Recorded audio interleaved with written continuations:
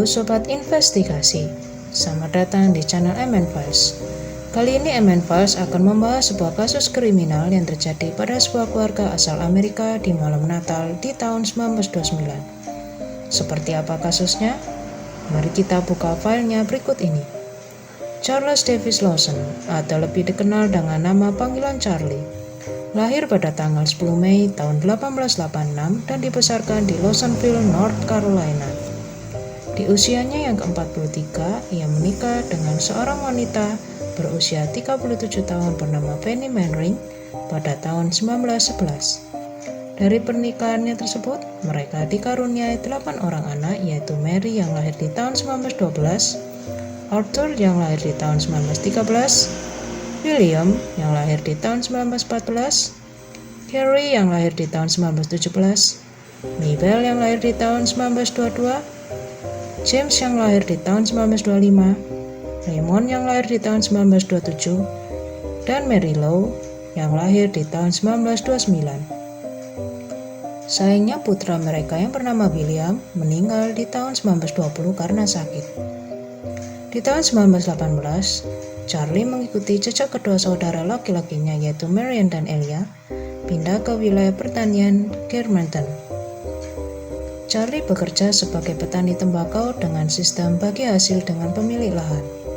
Ia bekerja sembari mengumpulkan uang untuk membeli lahan pertanian sendiri di Brook Cove Road yang kemudian berhasil dibelinya di tahun 1927. Di pagi Natal tahun 1929, Charlie mengajak Fanny dan seluruh anak mereka ke kota untuk membeli baju baru.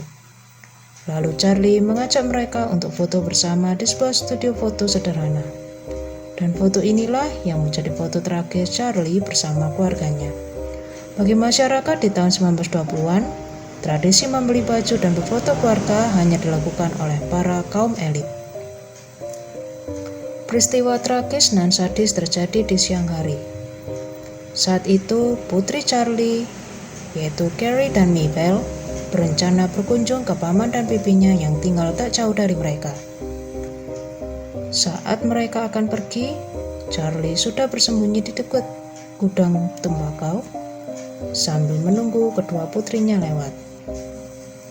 Begitu kedua putrinya dirasa cukup dekat, Charlie lalu menembak keduanya dengan menggunakan senapan ukuran 12. Untuk memastikan bahwa kedua putrinya sudah tewas, Charlie kemudian memukuli mereka berkali-kali dan kemudian menyembunyikan jasadnya di gudang tembakau. Charlie kemudian kembali ke rumah. Ia mendapati istrinya Fanny tengah berada di teras dan kemudian Charlie menembaknya. Mary yang melihat ibunya ditembak sang ayah lalu menjerit histeris. James dan Raymond kemudian bersembunyi sambil ketakutan.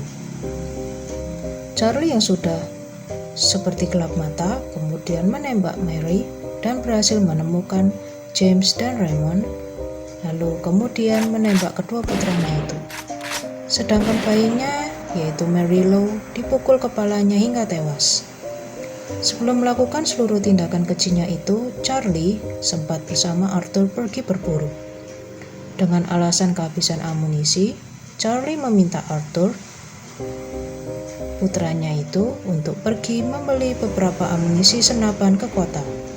Sehingga hanya Arthur, satu-satunya putra Charlie yang selamat. Setelah memastikan istri dan keenam anaknya telah tewas, Charlie kemudian mengumpulkan seluruh korbannya itu. Charlie menempatkan tubuh mereka dengan lengan menyilang dan meletakkan batu di bawah kepala mereka seperti bantal. Usai melakukan tindakan tersebut, Charlie menuju ke sebuah hutan yang letaknya dekat dari rumah. Sedangkan jasad keluarganya ditemukan oleh saudara laki-laki Charlie. Ia sebelumnya sedang berburu dan memutuskan mampir ke rumah Charlie untuk mengucapkan selamat Natal. Karena temuan ini, saudara Charlie kemudian menelpon pihak kepolisian. Polisi kemudian menjemput Arthur yang tengah berada di kota. Sesampainya mereka di rumah, polisi melakukan pencarian terhadap Charlie.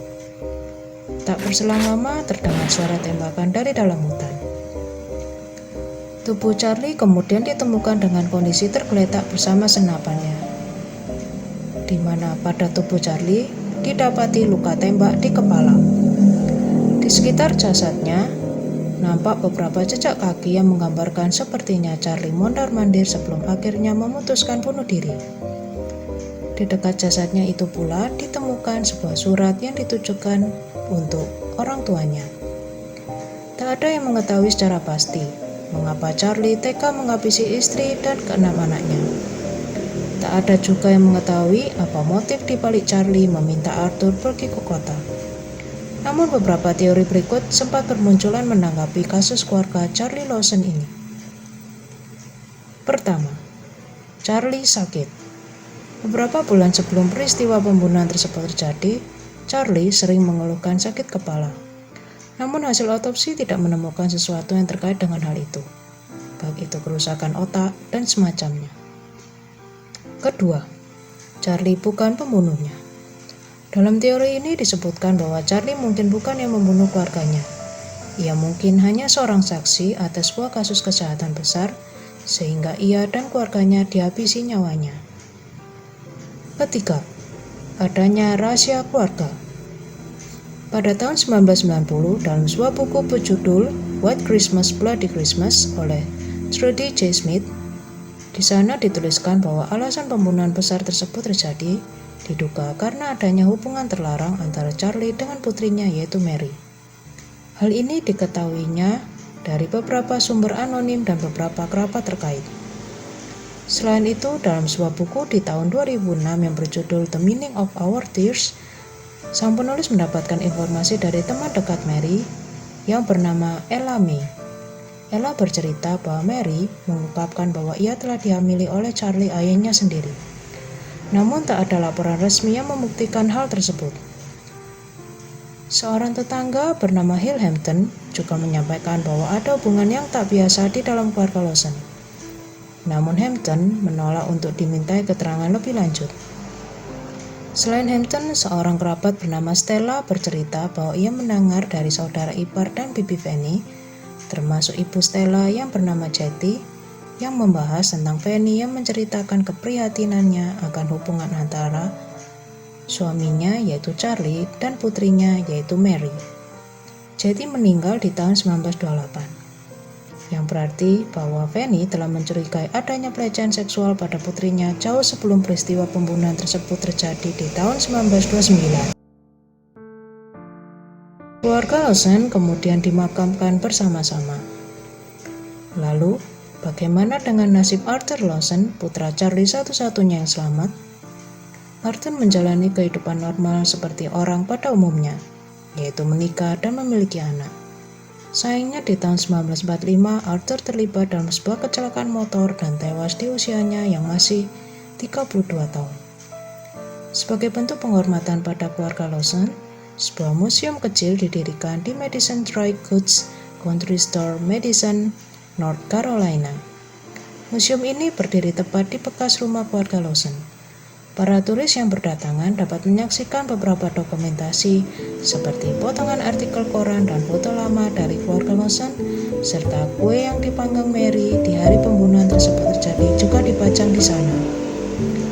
Sekian pembahasan kasus keluarga Lawson kali ini. Jangan lupa untuk like, share, dan subscribe. Terima kasih dan sampai jumpa di video selanjutnya.